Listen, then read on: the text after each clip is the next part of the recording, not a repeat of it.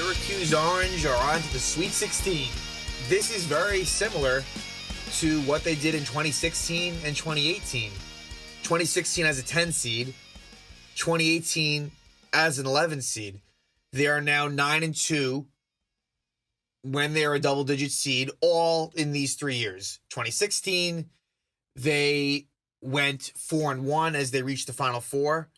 In 2018, they went 3-1 as they won a play-in game on the way to the Sweet 16, where they would lose. And now this year, they've won the first 2 games, beating San Diego State and their old rivals from the Big East, the West Virginia Mountaineers.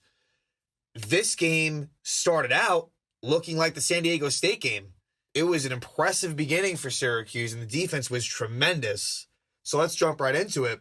And Buddy Boeheim would hit a 3 right away. Give the Orange an early 3-0 lead, and you're thinking, all right, here we go again. Buddy is going to have a huge day. And he eventually would, but he would not have a good first half. It was actually Joe Girard who stepped up big time, hit 4 threes in the first half. That was pretty key. And they, eventually jumped out to a 30-16 lead, just really suffocating defense for Syracuse.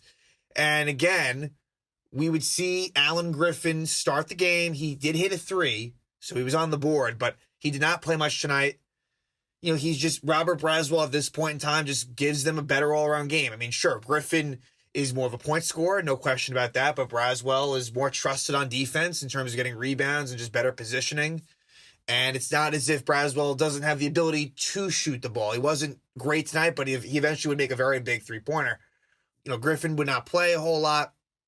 And from the tip, Marek Dolezaj had a very key game in many, many facets of the game. But what was key, Derek Culver struggled all night long for West Virginia. Their big man, really, they were better when he wasn't in the game. The Orange completely neutralized Culver. So Syracuse is up 30-16, looking really good, like I said. And, Quincy Guerrier had a good start to the game. And, he is someone that I think has been a little bit of a disappointment, and I think he can do better. He's certainly not useless. He had 5 blocks, which is pretty crazy. And he made a couple of threes, but there was just a couple of baskets that he could have made. He needs to get better with his touch down low. And he had a problem with this as a freshman, where if he can improve that, he can be really something special. And also, he hasn't been as good at the line either. But again, Buddy Boeheim only had that first 3.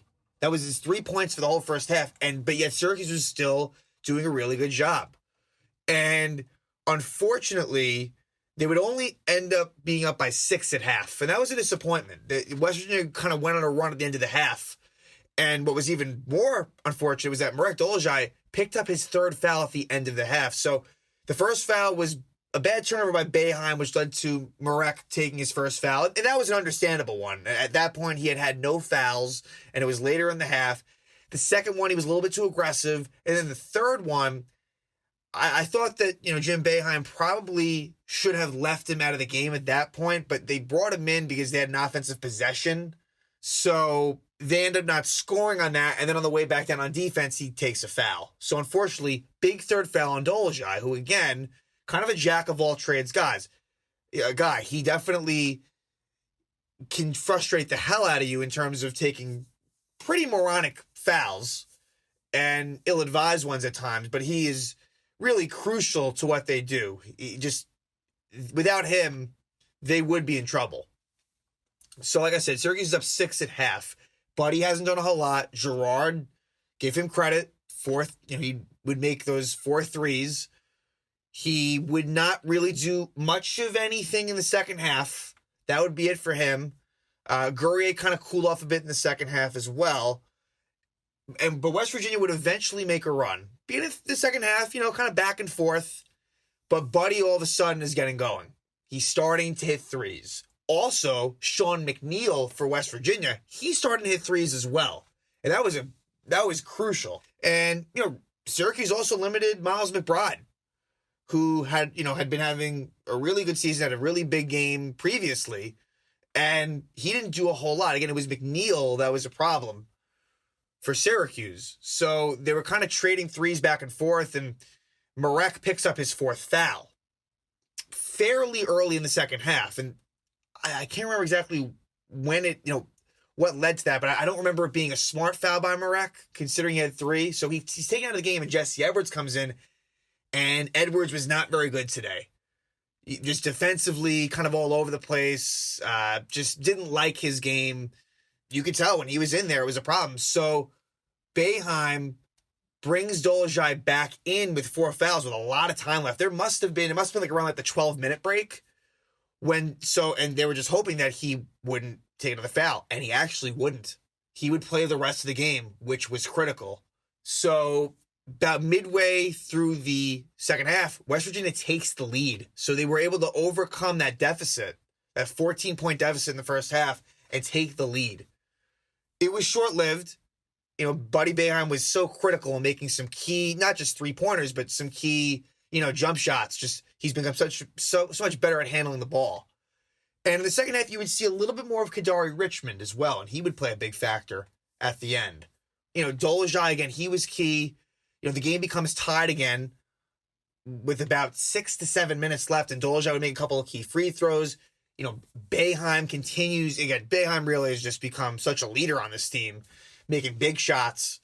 But, West Virginia wouldn't go away. This seemed like it had potential to be like a San Diego State game, but West Virginia was just not going to let that happen. But Syracuse, West Virginia spent a lot of energy coming back. So Syracuse, was able to get that lead back, build it up a bit. And within that span, a really beautiful play where Dolezaj makes a great pass, I believe, to Guerrier, I want to say, who finds Robert Braswell wide open in the corner for 3. And that gave Syracuse some more distance. So Braswell had made a couple of big shots, including that one. And he missed a couple earlier. But Syracuse ends up taking a 9-point lead thanks to a mid-range shot by Kadari Richmond. So Richmond, whose shooting is not the best, makes a big shot to go up 9. So you think, all right, this should be over. But then the last minute got crazy. Keep in mind at this point, Syracuse still was not in the 1-on-1 portion. West Virginia hadn't been fouling. There had been a lot more fouls on Syracuse than on West Virginia. And Syracuse was really struggling with their press. So McNeil hits a wide open 3 to put him down 6. And around this time is when they start having trouble. Dolezaj turns the ball over. He should have probably just called the timeout. It was going to be potentially a 10-second call, and he throws it back and it goes away. And again, there was so much that happened here. I know West Virginia cuts it to 4. And at one point, there was a tie-up, and luckily Syracuse had the possession arrow. So it got really bad. Dolezaj was throwing it into Braswell, who was kind of stuck in the corner. So what eventually happens, and I want to say this must have been with around like 30 seconds left, give or take, and West Virginia's really pressing hard. And it's a 4-point game, and Syracuse still isn't at their 1-on-1 portion yet. Kadari Richmond had not been in the game, and I think the reason for that probably was because of and he came in for Girard, I believe. And I guess because, Girard should be a better free throw shooter than Richmond. But what happened is Richmond comes in and he was able to get by the press. It was kind of a tightrope situation near the sideline, but he was able to kind of weave through, and eventually Boeheim would be fouled. Makes the first of the crucial 1-on-1, makes the second to make it a 6-point game. West Virginia would go down and easily score, make it a 4-point game. At this point, again, they're still struggling getting it in and whatnot, but Girard gets fouled with probably about 15 seconds left. Girard misses the front end of the 1-on-1. And it's just disappointing with him. This guy was so good at the line last year, and this year he's less than 80%. 78%, which is still solid, but just so much worse, and it just seems like nerves got the best of him. He just totally, front-rimmed it. West Virginia goes down and scores to make it a 2-point game. Keep in mind, not a whole lot of time left at this point. There's probably about 5 seconds left. Syracuse doesn't have any timeouts left, so Dolezaj, he's inbounding, and he kind of throws it, not to mid-court, but a little shy of that, and Boeheim's able to kind of make the catch. It was risky. I mean, West Virginia could have stole the ball, took a 3, and they could have won the game right there, but Boeheim gets it. He's fouled.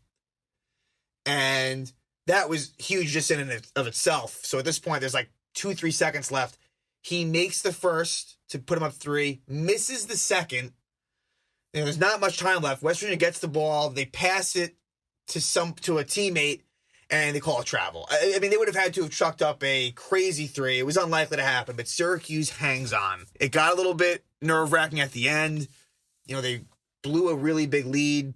Things that they're going to have to learn as this tournament moves forward.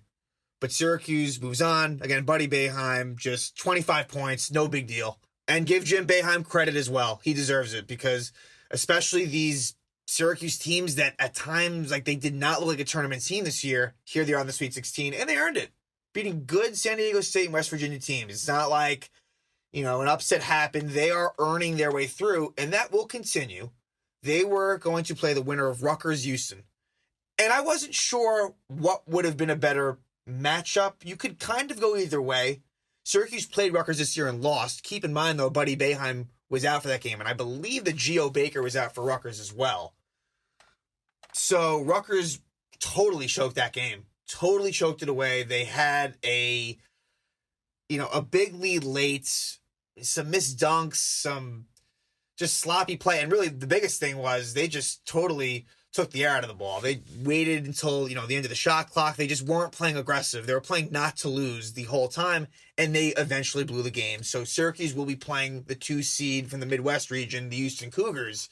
And what's interesting is that the winner of that game will be playing the number 8 Loyola Chicago Ramblers versus the number 12 Oregon State Beavers. I mean, 2 pretty remarkable runs. Loyola Chicago made the Final Four a few years ago, and now they knock off Illinois.